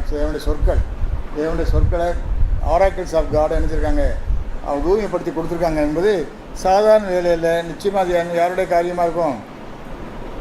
தேவனுடைய ஒத்தாசை எல்லாம் சேர்க்க முடியுமா? சேர்க்க முடியாது. அது ஒரு நாளில் ஒரு ஆளால் செய்யப்பட்ட காரியம் இல்லை. Group of people over the many years attempt பண்ணி கொண்டு வந்த காரியம். இப்போ ஃபைனலாக உட்காந்துட்டு இந்த பிரியாணி நல்லா இல்லை, இந்த இட்லி நல்லா, அதுக்கு பின்னால் உள்ள பிரச்சனைலாம் தெரியுமா? தெரியாது இல்லையா. குறை சொல்கிறது ஈஸி. அதுக்கு பின்னாடி அவங்க என்ன பாடுபட்டிருக்காங்க, என்ன ரிசோர்ஸில் பண்ணாங்க, என்ன டைமில் பண்ணாங்கலாம் நமக்கு தெரியாது. அவ்விதமாக குறை சொல்கிறவங்களா உட்காந்துக்கிட்டு இருக்கோம். பைபிள் அப்படி இருக்குது, பைபிளே தப்பு, ஏன்னா இதே குறை இருக்குது, இது சாத்தான எழுதுனது, இப்படிலாம் சொல்கிற ஆட்கள்லாம் இருக்கிறதை பார்க்குறோம். இதனுடைய உண்மையான பாடுகளை உணராதவர்களாக பேசுகிறார்கள். எப்படி இந்த புக்கை சேர்க்கலை, இந்த புக்கை ஏன் சேர்த்தாங்க, இப்படிலாம் நிறைய கேள்வி எழுப்பு வருகிறதை பார்க்குறோம்.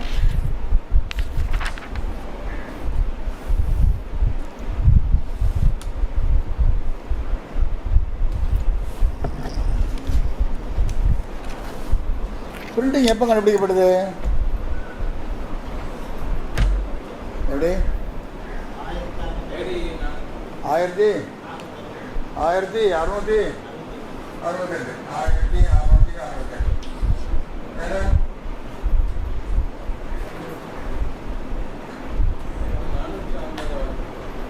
450. 1450 வேற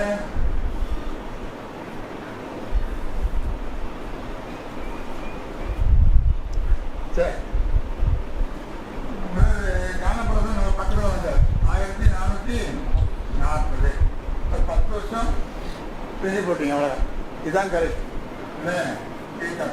இது சிம்பிளாக எப்படி ஞாபகத்தில் வைக்கிறது? 1,40,000 மனவாட்டு சபை, அது ஞாபகத்தில் இருக்குது. அங்கே அது எப்படி சிம்பிளாக ஒரு பிரிண்டிங் கண்டுபிடிச்சது 1440 கண்டுபிடிக்கப்பட்டது. முதல்ல பிரிண்டான புக் எது? பைபிளா? சரி, பைபிள் எந்த பகுதி? எந்த பகுதி பைபிள் எந்த மொழி கேட்குற? தோரா தான் இருக்கிறாங்க. எப்பவுமே யாரும் முன்னுக்கு இருப்பா? யூதர்கள் தான் முன்னுக்கு இருப்பாங்க. என்ன புரஜாதிகளுக்கு அவ்வளோ வரும் ஆவல் இது மாதிரி கண்டுபிடிக்கிறதுக்கெல்லாம் புரஜாதிகள் வருவாங்க, செய்கிறாங்க. எந்த போதிலும் அந்த தாகம் வேகம் யாருக்கு தான் இருக்கும்? பைபிளாக கொண்டு வரணுன்ட்டு வேகம் யாருக்கு தான் இருக்கும்? யூதர்கள். அவங்க என்ன செய்கிறாங்க? தோராவே கொண்டு வராங்க. அது யூதர்கள் கொண்டு வந்தால் கூட யாரும் செய்கிறாங்க, ஜென்டைல்ஸ் செய்யிட்டு இருக்காங்க, ஊழியக்காரங்க செய்கிறாங்க. ரைட். முதல்ல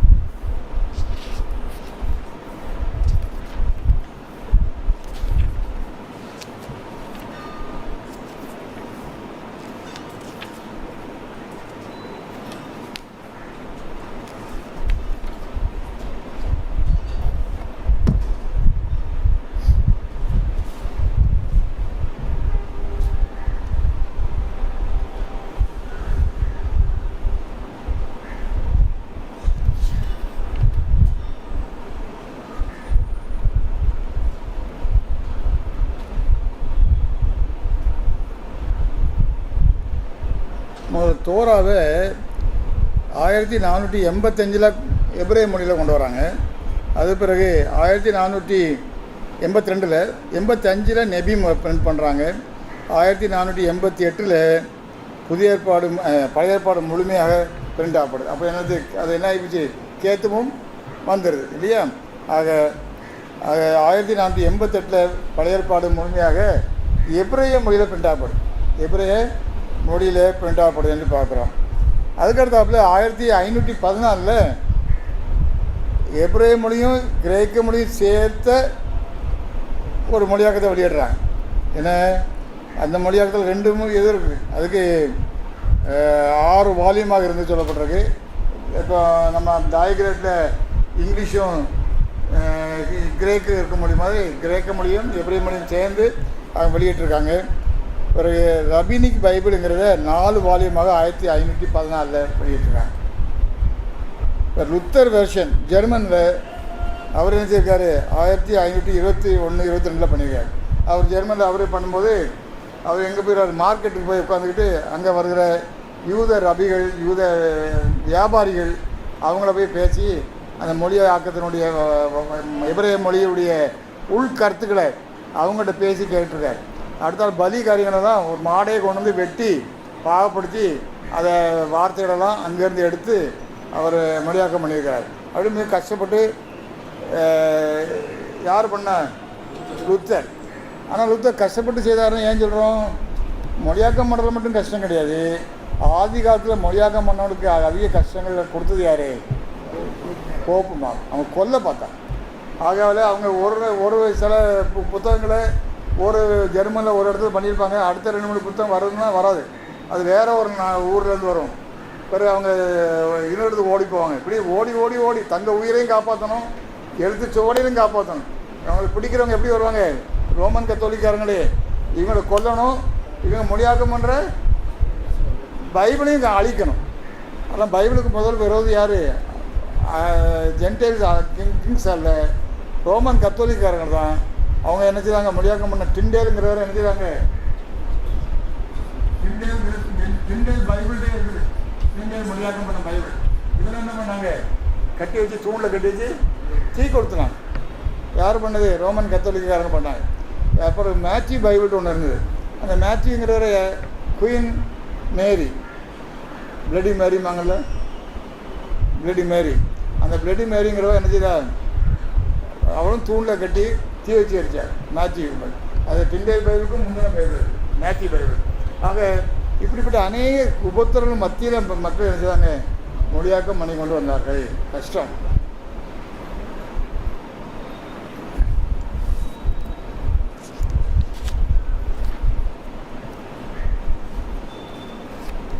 ஃபஸ்ட்டு பைபிள் இங்கிலீஷில் போட்டது வந்து கவர்டேலுங்கிறார்.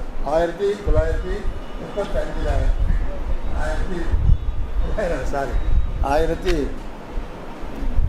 1535 கவர்டேல். கவர்டேலுங்கிறவர் முழு பைபிளை கொண்டு வந்தார். ஃப்ரம் ஒரிஜினல் இங்கிலீஷில் கொண்டு வந்தார். ஃபஸ்ட்டு பைபிள் இங்கிலீஷில் வந்த ஃபஸ்ட்டு பைபிள் கவர்டேல் பைபிள். அதுக்கப்புறம் தான் தாமஸ் மேத்யூ வந்தார் 1937. அவரை நினச்சதை கொண்டு விட்டாங்கன்னு சொன்னேன்ல. அடுத்தாப்புல ட்ராவனர் பைபிள்னு ஒன்று வந்து 1939 1539 ட்ராவனர் பைபிள் வந்தது. 1540 கிராம்னஸ் பைபிள். கிராம்னஸ்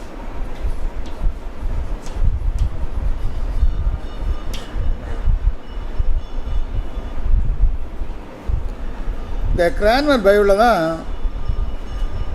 அப்போ கொண்டு வரும்போது யார் ராஜாவாக இருக்கார், ஹென்றி VIII ராஜாவாக இருக்கார். ஹென்றி VIII ராஜாவாக இருக்கார்.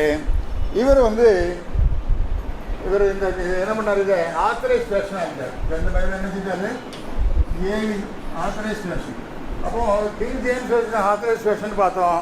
அதுக்கு முன்னாலே ஒரு ஆத்தரைஸ் வேர்ஷன் இருந்திருக்கு. அவங்க ஆத்தரைசேஷன் கொண்டு வந்த நோக்கம் என்ன, பல விதமான பைபிளை நீங்கள் உபயோகிக்காதுங்க, எல்லோரும் ஒரு முகமாக ஒரு பைபிளை உபயோகிங்க என்று சொல்வதற்காக கொடுக்கப்பட்ட ஒரு உபகரணம் அது. ஆத்தரைசேஷன் என்று பார்க்குறோம். இந்த பைபிளில் ஒரு பெரிய விசேஷம் என்னென்னா, வேதாமத்தில் இல்லாத வார்த்தைகளை என்ன செய்கிற அநேக இடங்களில் உபயோகிச்சிருக்காங்க. உபயோகிக்கலையா? இங்கிலீஷ் பைபிளில் பார்த்தீங்கன்னா கிங் ஜேம்ஸ் வெர்ஷன் பார்த்தீங்கன்னா சில வார்த்தைகள் எப்படி இருக்கும், இட்டாலிக்ஸில் இருக்கும். நம்ம வந்து இட்டாலிக்ஸில் இருக்கும், இது இட்டாலிக்ஸில் இருக்கும். அப்படி பார்த்துருக்கீங்களா? சிலது ஆல்ரெடி இன்னும் இட்டாலிக்ஸாக இருக்கும். அது நம்ம அநேகத்தில் பார்க்கலாம், படிப்போம். அநேகத்துக்கு அந்த அறிவு கிடையாது. ஆனால் அது எதுக்கு சொல்லப்பட்டிருக்கு? ஒரிஜினல் அந்த லெட்டருக்கு வேர்டு கிடையாது, புரிவதற்காக சேர்க்கப்பட்டிருக்கு இல்லையா? இப்போ மேல் எழுதுறது எப்போ வருவாராம்? இதில் வருவாராம், மேல் வருவார். ஆண், ஆண்கிற வார்த்தை ஒரிஜினலாக கிடையாது. இது இட்டாலிக்ஸில் இருக்கிறாங்க, ஆண் போட்டிருக்காங்க. அதை எப்போ என்ன கண்டுபிடிக்கிறாங்க? பயிர் படிக்கும்போது அது என்ன இருக்கணும்? ஆணுக்கு இன்னுக்கு என்ன வித்தியாசம்? எங்களோட வருகிறார் என்று இப்போ படிக்கிறாங்க. ஆனால் ஒரிஜினல் எதுக்கு ஆண் இருக்கிறார்? மேகம் மீது இயேசு வரார் சொல்லி பாட்டெலாம் போடுவாங்க. மேகம் மேலே வரார். மேகம் மேலே வந்தாலும் எப்படி நீங்கள் பார்ப்பீங்க? பார்க்க முடியுமா?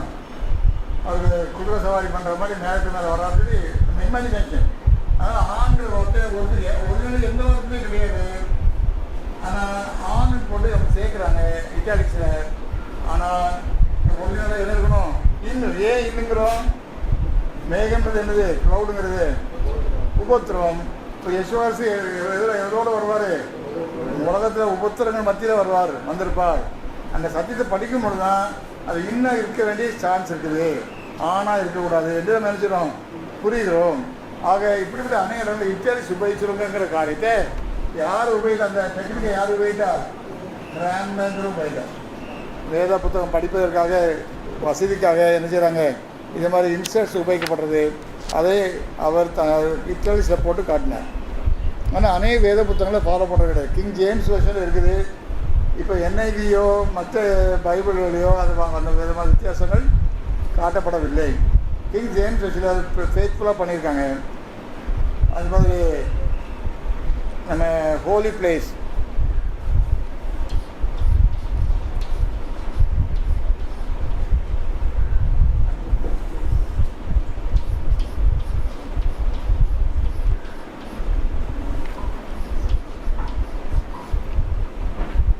ஹோலி பிளேஸ், இது டேபர்னக்கிளில் படிப்பேன் இல்லையா? டேபர்னக்கிளில் ஹோலி பிளேஸ் இது வரும். அப்போ அந்த பிளேஸ் இப்போ எப்படி போட்டிருக்கு? இட்டாலிக்ஸு. அப்போ என்ன அர்த்தம்? இது கூட்டப்பட்டது. அப்போ ஹோலிங்கிற வார்த்தையோடு நிறுத்திக்கணும் இல்லையா? அது ஆசிரியர் கூடாரத்தில் முற்பகுதியை காமிக்குது. அடுத்தது வந்து மோஸ்ட் ஹோலி, அது மோஸ்ட் ஹோலி பிளேஸ் என்று மொழியாக்கம் பண்ணுவோம். அதனால் பிளேஸுங்கிறது இட்டாலிக்ஸில் போட்டிருப்பாங்க. இது மாதிரி சில காரியங்களை கூட்டப்பட்டிருக்கிறத நம்ம கண்டுபிடித்து படிக்கலாம். அப்போது ஆனால் சில பிளேஸில் என்ன சொல்லுவாங்க? ஹோலி பிளேஸே போட்டிருப்பாங்க. ஹோலி பிளேஸ் அதே தான் காண்பிக்குது. இட்டாலிக்ஸ் இருக்காது, அதே இது காண்புது. அது பிரகாரத்தை குறிக்குது, பிரகாரத்தை குறிக்கிறதா இருக்குது என்று நம்ம டேபர்னக்கிள் ஷேடோ படிக்கும்போது படிச்சிருப்போம். அப்போ இதை கூட்டி நம்ம நினச்சோம் கருத்துக்களை புரிந்து கொள்வதற்கு இந்த இட்டாலிக்ஸ் வந்து அதிகமாக உபயோகமாக இருக்கிறது. இது முதல்ல கிராண்ட்மேர் பைபிளில் தான் நம்ம நினச்சிடும் பார்க்குறோம். அவரும் என்ன செய்தார்? ரத்த சாட்சியாக மறித்தார். 1556 ரத்த சாட்சியாக மறித்தார். அது எல்லாருமே பைபிள் வந்து இப்படி எசன்ஸாக வந்திருக்குன்னா அநேகருடைய ரத்த சாட்சிகளினாலே உள்ள அந்த வேத புத்தகம். வேத புத்தகம் எப்படி வந்திருக்கு நம்ம கையில்? அநேகர் இதற்காக என்ன செய்யிருக்காங்க? செத்து மடிந்திருக்கிறார்கள். அவ்விதமாக அவர்கள் செய்த எஃபர்ட்னால, அவங்களுடைய பிராண தியாகத்தினால நமக்கு எடுத்துக்க வேத புத்தகம் என்று பார்க்குறோம். பிறகு 1563 தான் ஒரு பெரிய டேமேஜ் ஆனது. 1563 வால்கேட்.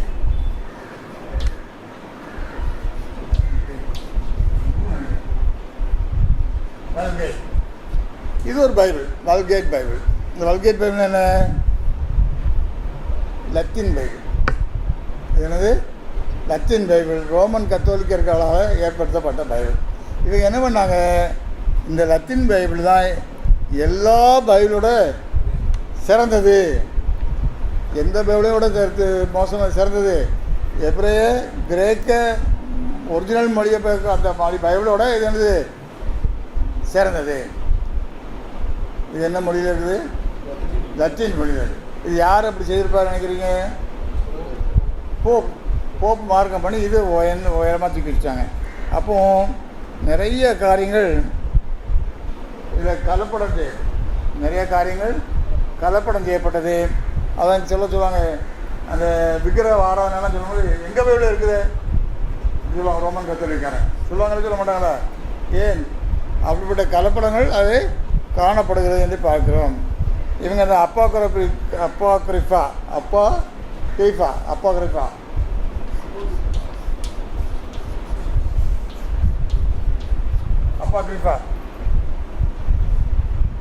இந்த 14 புத்தகங்கள் அதுக்கு அடங்கின பைபிள் ஆகும். இதை வந்து ரொம்ப விசேஷமான பைபிளாக கருதினார்கள் என்று பார்க்குறோம். சரி, இப்படிப்பட்ட குழப்பம் இப்போ யூரோப்பில் இங்கிலாந்துலாம் பார்த்தீங்கன்னா இது மாதிரி பயங்கரமான குழப்பங்கள், பைபிள் விஷயத்துலேயே பயங்கரமான குழப்பங்கள் இருக்கிறத பார்க்குறோம். அப்போ தான் எந்த பைபிள் வருது?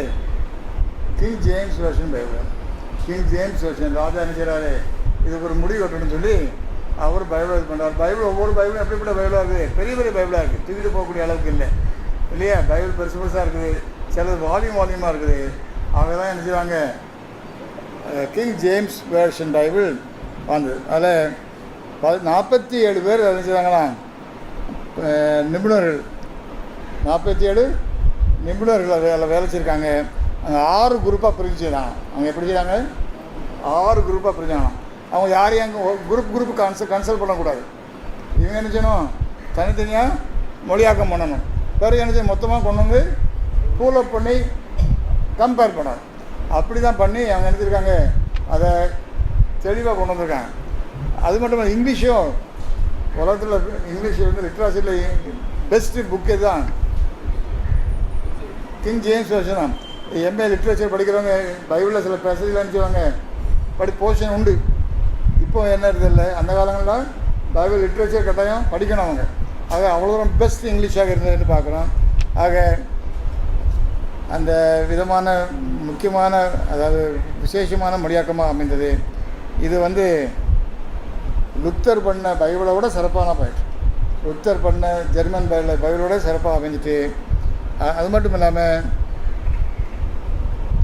அதுக்கு முன்னால் இந்த பைபிள் வர்றதுக்கு அதை கிங் கேஜேவி 1611 கேஜேவி இந்த மொழியாக்கம் வர்றதுக்கு முன்னால் எத்தனை பைபிள் இருந்தது? 9 பைபிள் இருந்தது. அந்த 9 பைபிள், அந்த 9 பைபிளை விட இதான் நினச்சது பெஸ்ட் பைபிளாக ஆயிடுச்சு. அது மட்டும் இல்லாமல் கிட்டத்தட்ட 100 ஆண்டுகளாக வேலை செய்கிறாங்க இந்த பைபிளை கொண்டு வர்றதுக்கு. கிங் ஜேம்ஸ் பைபிளை கொண்டு வர்றதுக்கு எத்தனை வருஷம் ஆயிடுச்சுன்னா 100 ஆண்டுகள் ஆகிடுச்சு. அது 100 ஆண்டுகளாக வச்சுருந்தாங்க. அது மேலும் அநேக பைபிள்கள் என்ன செய்கிறாங்க, இந்த பைபிள்லாம் மற்ற 9 பைபிள்கள் முந்தின பைபிள்களை பார்த்து மொழியாக்கம் பண்ணுவாங்க, ஒரிஜினலை பார்த்து பண்ணலை. அது இதே என்ன செய்கிறாங்க, கிரீக் ஈப்ரூவை என்ன செய்கிறாங்க மொழியாக்கம், ஒரிஜினல் மொழியாக்கத்தை பார்த்து, ஒரிஜினல் என்ன ஓல்டஸ்ட் இருக்கிற 8 மேன்ஸ்கிரிப்டில் உள்ள எபிரேய மொழியாக்கத்தை பார்த்து மொழியாக்கம் பண்ணாங்கன்னு பார்க்குறோம். எபிரேய மொழியை வைத்து மொழியாக்கம் பண்ணாங்கன்னு பார்க்குறோம். ஆனால்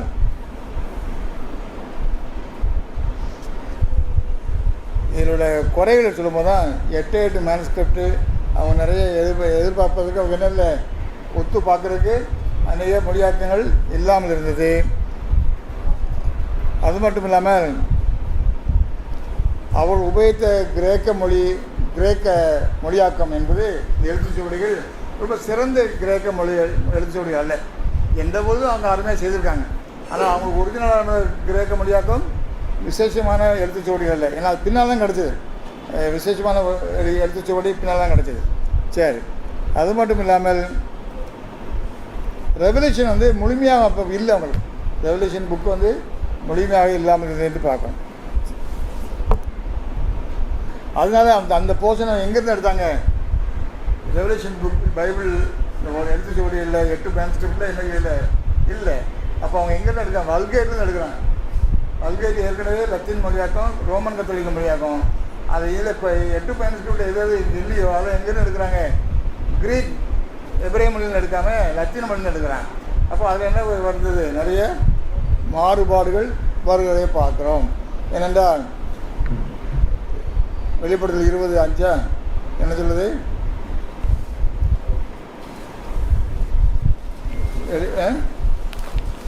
வெளிப்படுத்தல் 20:5 மரணம் அடைந்த மற்றவர்கள் அந்த 1000 வருஷம் முடியும் அளவும் உயிரடையவில்லை. அந்த முறையாக எப்படி 1000 வருஷம் அரசால் வரலாம், மரணம் அடைந்த மற்றவர்கள் உயிரடை. இது வந்து அடுத்த ஆள் என்ன வருஷம் சொல்லுது? 6ஆம் வருஷம் என்ன சொல்லுது?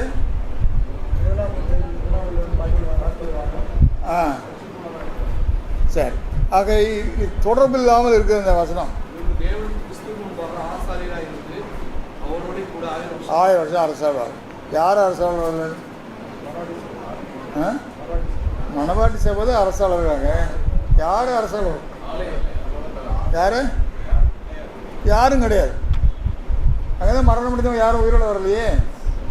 அப்போ அந்த வசனம் வந்து தவறாக சேர்க்கப்பட்ட வசனம். இது யார் பண்ண வேலை? கல்கேட்டில் இருக்குது. இவங்க என்ன செய்கிறாங்க?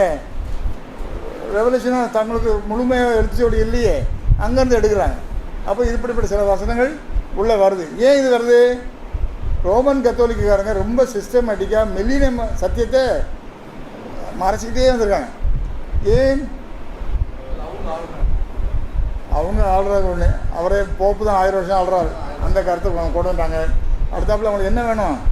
துட்டு வேணும். என்ன துட்டு? பாவம் மன்னிப்பு துட்டு. பாவம் மன்னிப்பு துட்டு எப்போ வரும்? நரகத்தை காட்டி பயம் காட்டணும். இப்போ நரகம் சொன்னால் 1000 வருட ஆட்சி ஒன்றும் இல்லை. அப்போ 1000 வருட ஆட்சியை மறைச்சா தான் எதை சொல்ல முடியும்? நரகத்தை சொல்ல முடியும். சூசைட் யுகத்தில் நீ பண்ணுறதான் உனக்கு ரிசல்ட்டு. நீ ஒன்று நரகத்துக்கு போவே, இல்லைன்னா மோட்சத்துக்கு போவே, நீ நரகத்தில் போய் கஷ்டப்படுவே. அப்படி இப்படி எடுத்து ஓடிப்பாங்க. ஆனால் 1000 வருட யுகத்தில் அவங்களாம் கிறிஸ்துக்கள் மறித்த ஆதாமுக்குள் மறிக்கிற எல்லாரும் கிறிஸ்துக்கள் உயிர்ப்பிக்கப்படுவார்களே இந்த கருத்தெல்லாம் வந்துச்சுன்னா அந்த அது போனியாகாது. அந்த கருத்து போனியாகாது. உடனே அது முதல்ல சொல்லிட்டார் இல்லை பிறகு சொன்னார். அதே 1000 வருட ஆட்சி அவங்க கூட இருக்குன்னு சொல்லிட்டாரு. அது ஒரு பாயிண்ட்டு. அடுத்த பாயிண்ட்டு மில்லினியத்தை மறைச்சா தான் அவங்க நரக உபயோகத்தை என்ன செய்ய முடியும்? நிலைப்படுத்த வேண்டும். அப்படி பார்க்குறான். ஆகவே இப்படிப்பட்ட ஒரு வசனத்தை வச்சா உயிரடைவில்லைன்னு வச்சுட்டா கோப்பே கிடையாது. இந்த முடிவு வந்துடலாம் இல்லையா? அதுக்காக உள்ளே வைக்கிறத பார்க்குறோம். இப்படிப்பட்ட அநியாயங்கள் தான் மொழியாக்கத்தில் கத்தோலிக்கர்களால் செய்யப்பட்டது என்று பார்க்குறோம். சரி,